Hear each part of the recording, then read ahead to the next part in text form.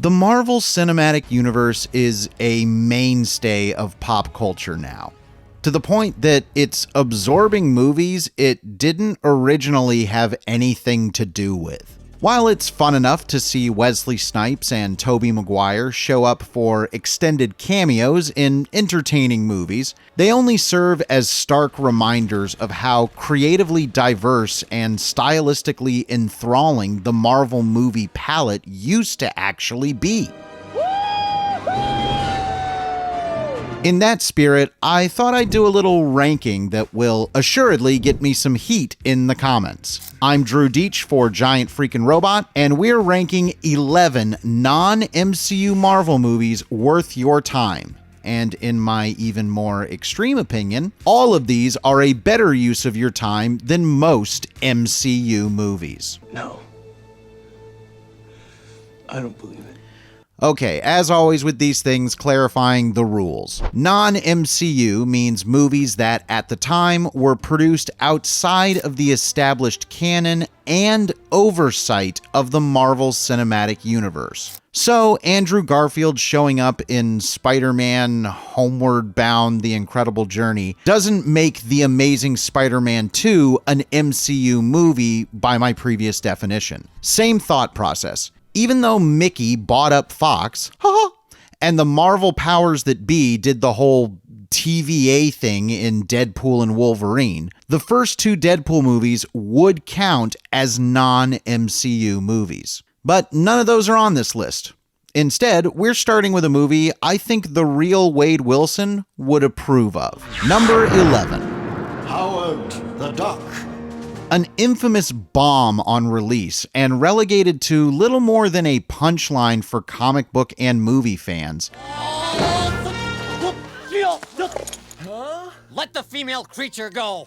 Howard the Duck cracks this list for some reasons that might sound justifiable if you're insane like me. For one, Howard the Duck is an ambitious and delightfully bizarre attempt at adapting the satirical Steve Gerber character into an 80s pop sci-fi blockbuster. Make no mistake, it is a failure at its overall creative goal. But Howard the Duck is such a high-level failure that its mistakes are more interesting and often more entertaining than most decent movies. Casey, did you hear something? And just at an effects level, Howard the Duck is impressive for the era, with some underappreciated work from the folks at Industrial Light and Magic, like the legendary Phil Tippett. George Lucas himself was the executive producer, and it's always dazzling to watch him burn money on the screen. Hey guys, I'm gonna make a Howard the Duck movie. But if you are a Marvel historian, Howard the Duck is a crucial watch as the first theatrical feature-length Marvel film. There was a Captain America film serial back in the 40s, but those are episodes and not a proper movie. Thanks to that technicality, Howard will always be Marvel's first true movie star, for better and much worse. Number 10.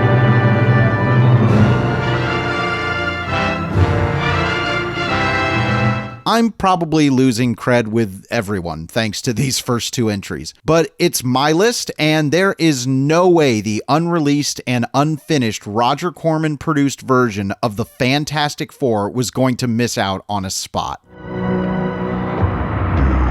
I love this little flick. The story behind the movie and its infamous production are well presented in the documentary Doomed: The Untold Story of Roger Corman's The Fantastic Four. And that aspect alone makes this a delightful curiosity. But the actual movie is surprisingly endearing and earnest in an old school classic comic book way.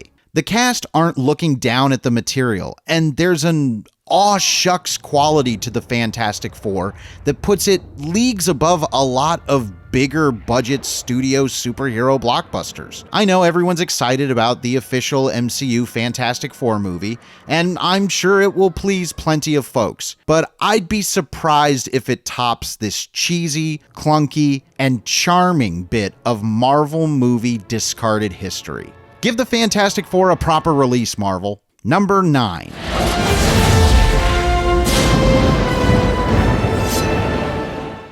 I get a feeling this and the next entry will be the most potentially controversial ones for their places in this ranking. That's because X2, X-Men United, and the next movie are both sequels that are widely regarded as major upgrades from their predecessors. And I do agree when that comes to X2. Heck, the first movie didn't even squeeze onto this list. X2 is a much... can I just call it X-Men 2? I'm going to call it X-Men 2. X-Men 2 is a more tonally polished movie. The world builds out with new characters, the action sequences get serious upgrades, and the melodrama of it all just clicks a lot better the second time around with this cast. We'll be seeing the X-Men and Wolverine again on this list, so we won't spend too long on this entry. But suffice to say that out of the many X-Men franchise films that got made, X-Men 2 stands out as one actually still worth watching. Number 8. I know, the popular consensus says Blade 2 is better than the first movie, and it's not hard to see why a lot of folks feel that way. Can you blush?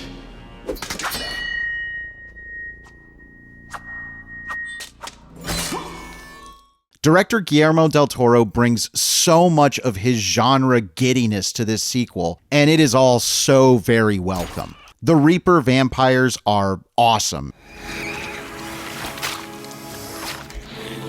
and feel like the prototypes for del Toro's original vampire sci-fi story and TV series, The Strain.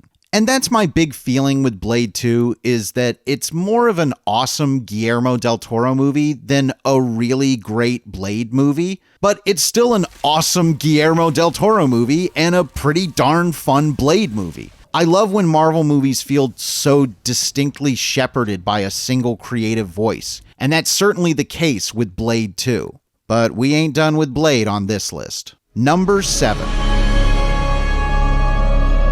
Ang Lee's Hulk is another example of a Marvel movie so clearly guided by a strong artistic vision. So strong that its visual language and style are so abrasive and strange that it's no mystery why a lot of folks were very turned off by it. Somehow, Lee was able to make a legit art project out of a studio comic book movie. It's brazen to a degree we hardly ever see in mainstream tentpole releases. And that uniqueness makes it something worth highlighting. Hulk is a dark and surprisingly contemplative expression of dealing with childhood traumas and bad parenting.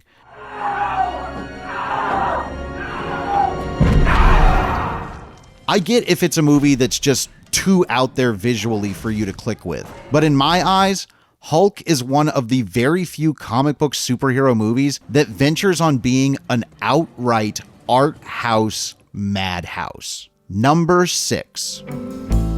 I might catch flack for this one not being higher in the ranking and below another X-Men entry, and that's okay because I think Logan can take it. This prestige outing for Hugh Jackman that should have served as his proper exit from the franchise still manages to stand on its own as a mature and more thoughtful entry in the non-MCU canon. The filmmaking and the performances meet each other at just the right level to deliver one of the absolute best Marvel movies. I'm not saying anything new here, but I do hope that Logan will withstand the test of time as a standalone spotlight for the non-MCU Marvel era, especially the black and white Logan Noir version. That one rocks. Number 5. Sam Raimi brought Marvel's unofficial mascot to the big screen with all the pomp and flair of the original comics. Knockout casting across the board helped Spider-Man weave its way into the hearts of audiences around the world.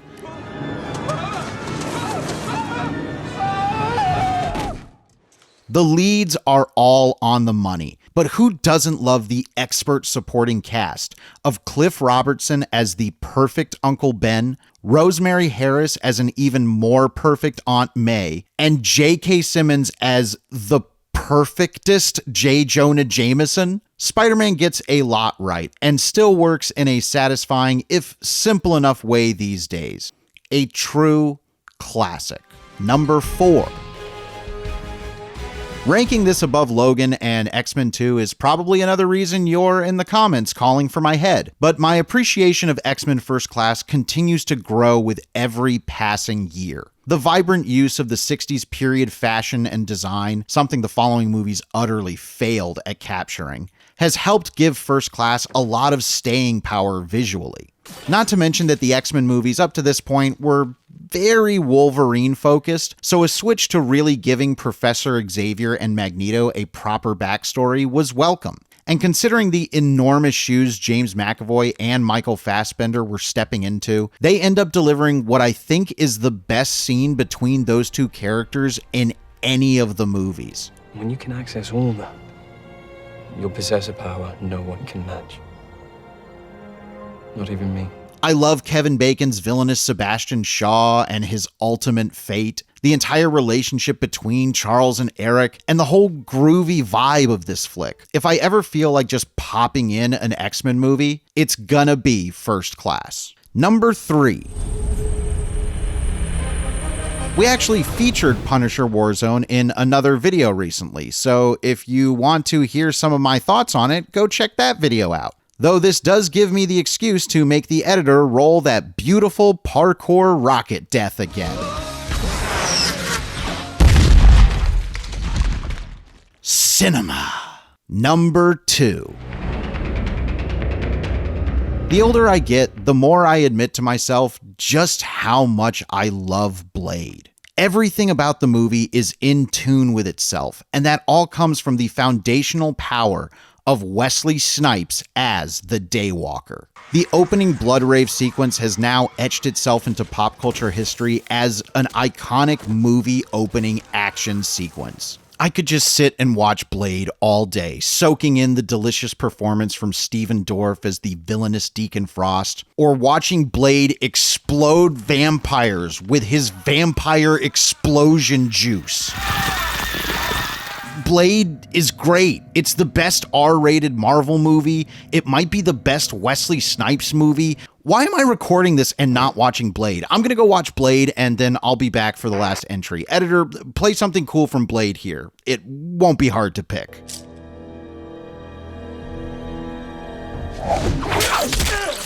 Number 1.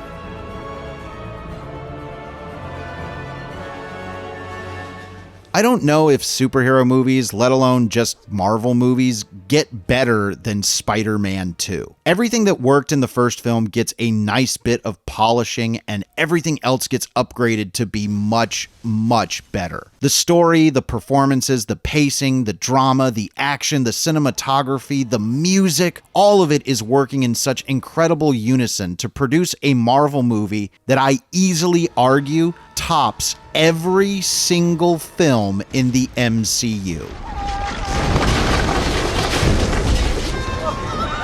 Spider-Man 2 is a heartfelt and powerful extension of the first film that also offers some of Sam Raimi's finest filmmaking flair.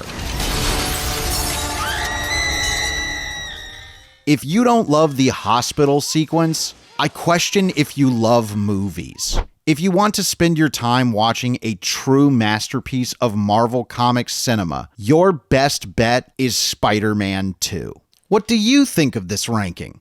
Are you stunned that the Spider-Verse movies aren't on here? And do you care about why I feel they couldn't be on this list? Let me hear your thoughts, praise, and anger in the comments. Subscribe to the channel and you'll be helping us make more videos right here on Giant Freakin' Robot.